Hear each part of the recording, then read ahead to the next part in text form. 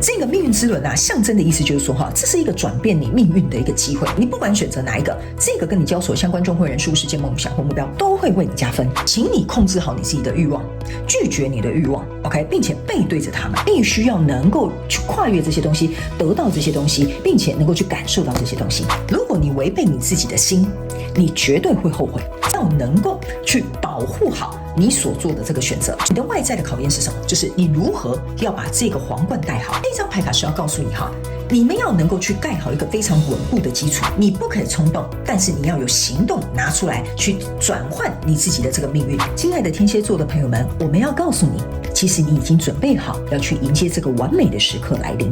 Hello， 天蝎座的朋友们，大家好，我是 Jane。今天这个影片是要给天蝎座的朋友们的技能量运势牌卡解读。那技能量运势牌卡解读呢，它没有任何时间上面的限制啊。如果你不是在我们直播看到这一则影片的话呢，就麻烦你前后推敲3个月，或以你看到的当下的这个季节为主，好吗 ？OK。然后呢，我们接下来就来说明有关于这一次的整体架构跟流程。那技能量运势牌卡解读会分为上下半场，上半场的部分我们会跟大家解说有关于每个月份的能量场的一些概述，那接着也会来跟大家分享有关于每个月你要学习的这个实际人生课题。那紧接着我们就会进入到下半场的延伸牌卡解读。那在下半场的延伸牌卡解读呢，我们会透过宇宙验证牌卡来验证每个月份我们刚刚所在上半场的讲的一些能量场上面的细节啊，跟症结点等等之类的补充一些讯息。接着我们就会来跟大家分享有关于每个月份，如果你遇到一些问题的话，有哪些能够解决的实际步骤跟方法。还有呢，在每个月份你有可能会遇到哪些内外在的考验，以及守护天使要给你哪些幸运小天使，让你能够把握每个月的小幸运，好不好？然后最后呢，我们就会进入到这一次的这个天使跟宇宙传讯的部分，就是说透过传讯者我用口说表达的方式来听看看天使跟宇宙有什么样的讯息，然后能够透过我来传递给你，好吧 ？OK 哈，好，那我们就话不多说，准备进入到我们这一次的技能量运势牌卡解读啦。那在这里呢，我先跟大家稍微说明一下哈，在这个台面上呢，你看到的3组能量牌卡，等一下我会采用第1个月跟第2个月跟第3个月，这并不代表是今年的1月份到3月份哈，是指在这整个季度的过程当中的第1个月、第2个月跟第3个月哈，因为有些人会误会，所以我在这边稍微说明一下。那这张牌卡是你整个季度的主体架构然后呢，这个呢，你目前看不到的这张牌卡呢，是你的王牌，也就是说，在这个季度的过程当中，如果你需要一点建议的话呢，可以来参考王牌要给你的意见，好吧 ？OK 哈，好，那话不多说，请给我一点时间，然后让我去感受你能量场上面的细节 ，OK 哈，好，天蝎座的朋友们，请稍后喽，好。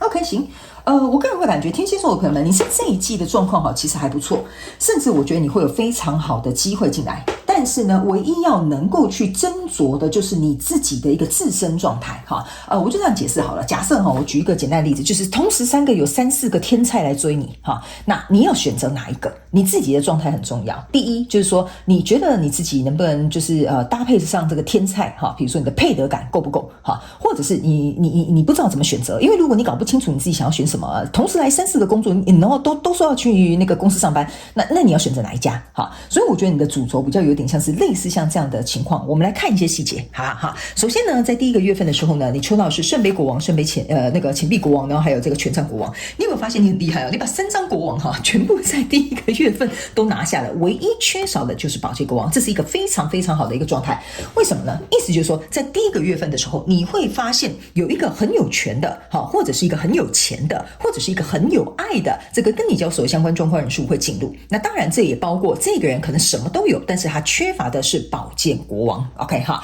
所以你要看你遇到的这个状况是属于3个都分开，还是3个都结合起来。OK 哈，那这样的状况呢，我个人会感觉这个机会应该在第1个月份的时候呢，你就会已经意识到说，同时可能有3份工作要来找我哈。那当然我们3是因为我这个牌卡只能抽3张哈，那你当然可能有更多的选项，但是我就是以3作为一个解释，你会比较容易理解。OK 哈，那这3个不同的选项进来的时候，你可以自己去判断一下它的属性是什么。OK， 首先先呢，我先告诉你哈，这3个选项哈，你可以注意看这个权杖国王。这个权杖国王呢，他是站在一个舞台上面哈，然后戴着这个眼镜，然后呢拿着他的权杖，好像很优雅、很绅士的站在这个地方。我个人会感觉呢，这个权杖国王，如果这个选项是一个交手相关状况人事物的话，它大概有几个特质。第一个呢，他会比较属于按兵不动，好，他会告诉你我在这里，我是权杖国王哈。非常有趣哦，他会跟你讲我的家啦哈我是权杖国王哈，但是呢，他的行动呢相对没有那么的明显。OK 哈，可是你可以感觉得到他这个人的气势，或这个人拥有的权力，或这个人呢的存在感很重。OK 哈，然后呢，这张牌卡也会给我有一种感觉，就是你也能够去隐隐约约感觉到说，他就是要邀请你上来这个舞台，跟他一起演这一场戏。而且你可以感觉到这个人，如果你跟他合作，跟他在一起，或者是比如说跟他，来洽谈一些工作的内容的话，你会觉得这是一场能够我这样讲有发展性的一个未来。就是说这一场戏啊，它是可以唱得下去的。就是这个权杖国王给你很明显的特质，就是长这样。OK， 那这个钱币国王呢，他拥有的特质是什么？所以这个钱币国王呢，他呢是一个比较你会感觉到他比较小心翼翼，比较谨慎一点点。OK 哈，那他甚至呢有可能会比较深思熟虑多一些，那他也不容易让你看到他的底牌。还有一件事情呢，这个钱币国王，我会觉得某部分的你遇到的这个钱币国王年纪稍微大一点点，就比如说他是一个年纪比较高的长官，或者是比如说他是一个可能在这个机构里面或在这个行业里面是很资深的人也可以，不一定是要年纪所以呢这样子的一个分量让他会变成是他呢在出手的时候呢，我觉得他会把他那个气场很明显的就让你看见 ，OK 哈，但是你会觉得他有点像是那种老狐狸深藏不露的一个感觉 ，OK 哈，但是他会靠近你，OK 哈，所以他的特质比较有点像是这样子 ，OK， 那这个圣杯国王呢，我个人会有一种感觉他的特质比较有点像说他是很诚心诚意的他会跟你拉呆的，会跟你聊天的，说哎呀，天蝎座的朋友们啊，最近过得好吗？上次那件事情谈怎么样啦？哎呀，有空多来走走啊，他是走这种路线的人，好不好？或者是呢，他是很好客的，或者是他是很欢迎的但是呢，他其实呢，这个人他有点用这种方式在掩盖他内心的一些不是不好的事情，不要误会就是说有点像是隐藏他的一些担忧。我简单讲一个例子就好了，比如说这个人来跟你找合作条件，他说哎呀，我觉得我们两个好适合合作啊，你看我们一拍即合啊，话聊得很这什么话题聊得很来啊等等之类的。那你觉得他就会开始出现了，他其实心里是有这种 OS， 可能在他心里也有可能会讲出来他就说那这样子的话如果我们以后一起合作的话，那请问你是不是呢会怎么样呢？那应该如何呢？他顾虑的东西很多。OK， 所以他会先用这个前面那个看似好像和蔼可亲的这种东西来掩盖他内心所谓的这些顾虑啦、担忧啦、考量啦等等之类的还有一件事情他这个人想得很广，想得很细，想得很远。所以呢，他的小剧场相对就会比较多一点点我可以形容这个人 OK， 但是他是一个好人他不是一个坏人。所以呢，他们3个人呢，或3个特质呢，就是会有一点点就是差异性那你如果遇到这个人是同一个人他的比例分配你就要去看一下 OK， 所以你会觉得这个人要么性格很多变，要么他们3个人都有不同的特质存在。所以也正因为如此，这些状况来到你的生活当中有一点像是说你必须要能够去选择，你现在要权还是要钱，还是你要爱。我觉得是非常有趣的一个话题 OK 就是说你要跟这个人合作是我们相处得来最开心最重要，没什么钱没关系，还是说我们来相处得来，但是我一定要拿到很多钱或者是比如说我就是看中你的这个权利，我可以运用你的这个权利跟你合作，我可能可以得到更多的合作，钱跟那个跟那个什么爱不是现在我们要着重的东西这个就有点类似像这样了所以我这样讲你可能就比较明白就举个例给你听。所以我才会说你自己的状态很重要，天蝎座的朋友们，就是你想要哪一个OK， 如果他通通来了，你想要哪一个？或者是你要跟这个人结合的时候，你看一下他的强项是权杖呢，还是钱呢，还是爱呢？你觉得这样子你跟他搭配，或这样子跟他合作适不适合 ？OK 所以来到这个现阶段的能量场，你抽到的是宝剑1，抽到的是钱币1，抽到的是 Judgment。OK， 我个人会感觉这个宝剑终于出来了，但是这个宝剑我觉得比较像你，就是说你要有一个很清楚拿着这个宝剑有点像是一种，你看他有点像是背对我们，就是一副要去应战，就是杀红了脸，要准备冲去前面了所以这个状状况来说呢，我会有一种感觉就是你自己本身要拿着这支宝剑很清楚去切割说，你去分析一下利弊得失嘛，或利害关系嘛，或者是说你要能够很明白如果假设你选了这个，可能就会失去这两个，或者是比如说假设你要把握这个人的优势，那你可能这两个东西它就发展的就没有那么多，或者是能够去运用的就没有那么多。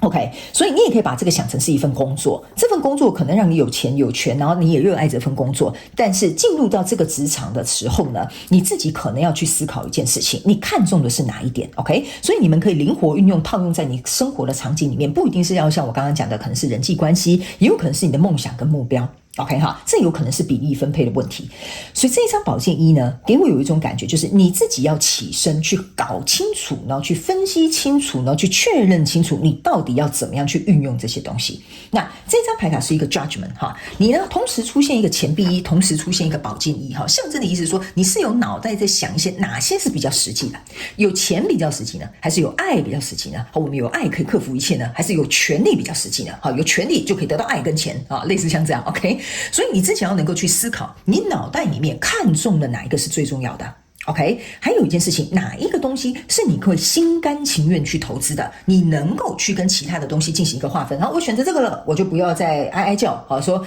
可是那个好像也不错，这个就是你现在要了解你自己的状态OK， 然后呢，你这边有一个 judgment， 这个 judgment 象征的意思就是一个审判，就是说在第二个月份这些机会来了，应该在第二个月份你就会下一个决定，或者是能够去判断这件事情，去审判说，有点像说，好，我决定了就是跟这个人合作，我决定了就是跟这个人在一起，我决定了就是我要好好利用这个人的哪个优势，或者是这个公司给我的哪个就是我觉得对我来讲有帮助的地方，所以这个 judgment 有点像说，在第二个月份的时候，你应该就会下好离手。因为这边思考完，这边切割完，这边也去抽丝剥茧完之后，我觉得你应该在第二个月份你心里就会有一个答案的。因为来到第三个月份的时候，就是一个宝剑五、圣杯10，然后还有圣杯3。因为这几张牌卡在你第三个月份，就是被你选到的那个人或合作伙伴或对象，或你要利用的优势，或者是你决定要去工作的那个地方。其实呢，这个圣杯10跟圣杯3是很好的意象，象征的就是说这个是可以满足你的，你们也会合作愉快的。还有一件事情呢，我个人会感觉你在这边会主动，你看这个是宝剑五你会主动把这个宝剑放在前面，意思就是说你下好离手，你不会后悔，你也不会背叛对方，你也不会觉得说我还在那边咿咿哦哦的，然后觉得说这个舍不得，那个会不会很可惜，你不会。这个宝剑五象征的就是说，我会把这个理性放在前方OK 哈，然后大家都不要跨越这个界限，我就已经选好跟这个人合作了，我不会再啰里吧嗦了 OK 哈，就有点类似像这样的感受会在这一张牌卡做一个呈现。但是我必须要跟天蝎座的朋友们讲，正是因为如此，你注意看后面是不是有2个人要划船来靠近你所以我个人会感觉被你筛选掉的人，或者是被你撇开的这些机会，他们可能还是会来找你，或者是你还是有其他的契机或潜在的这些选项会进来所以呢，我个人会感觉这不是说你只能下好离手选一个人，其他都不要，不是这个意思的，而是说这个东西你想太多会反而有点夜长梦多。所以你拿着这个宝剑一，想清楚什么是重要的，想清楚什么是对你现阶段最有利、最适合、最能够符合你的需求的，那我们就下好离手了那其他未来要进来的、要筛选的、要干嘛的、要相辅相成的，或你自己要再筛选的也可以，我没有说不可以，你只能选一样，不是的 OK 而是说你要在这个状况当中很快的先选定了一个你觉得对你来讲最值得的，或最重要的，或你觉得你最需要的东西 OK。 因为呢整个进度的过程当中，你这张牌卡叫宝剑9，宝剑9象征的意思就是说如果你想太多的话，你会把自己卡死在那个地方，所以你必须要能够快很准，就是快刀斩乱麻，我觉得比较有点像是你这个季度的这个过程当中清楚知道自己想要什么，然后能够去做一个划分，能够去做出一个决定 OK 好，那接下来我们来看一下每个月份你有哪些需要能够去学习的人生实际课题。那等一下我们就会在下半场的延伸牌卡解读呢，来告诉你有关于这几个月的一些细节跟一些症结点，然后呢还有如果遇到一些状况的话，有哪些实际可以解决的步骤跟方法，还有内外在的一些考验，以及呢在每个月份你的这个守护天使有什么样的幸运小贴士要跟你分享。最后我们就会来进行这个宇宙跟传讯的部分，好吗 OK 好，我们一起来看看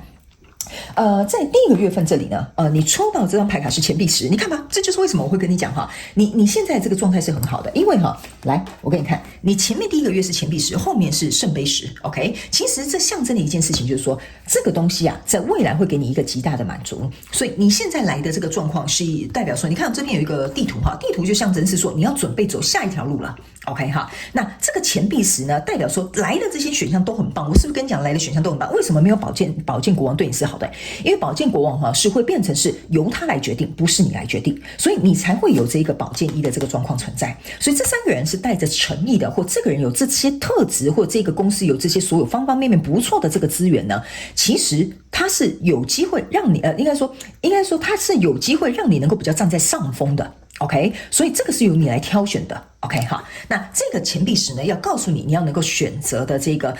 怎么讲？就是你要学习的实际课题，就是选择一个能够符合你未来蓝图的。就是如果现在你需要资金，那你就选钱币国王啊；如果你现在需要有一点权力、有一些人脉的，那你就选权杖国王。OK， 如果你现在就是需要被爱的，你需要被关怀，你需要被体谅的，那你就选择圣杯国王。哪一个能够符合你的这个蓝图？这个就是你要学习实际课题。做事情要讲求一些实际面。如果你让你自己的感性跟情绪或者是这种感觉去牵引的话，那这样子你很容易会选错选项。这个就是你这个月要学习的实际课题。那来到这个第二个月份的能量场哈，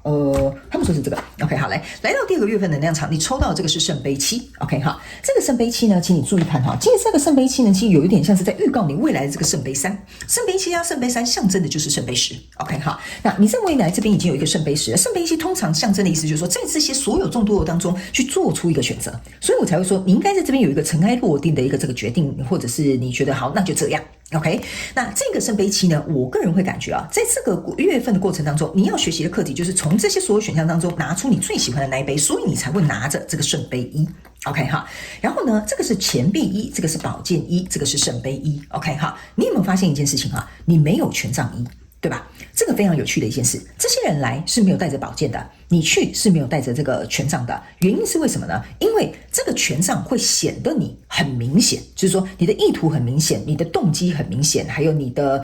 这个行为这个走向很明显。所以你现在是以一个我爱什么东西去做出的一个选择。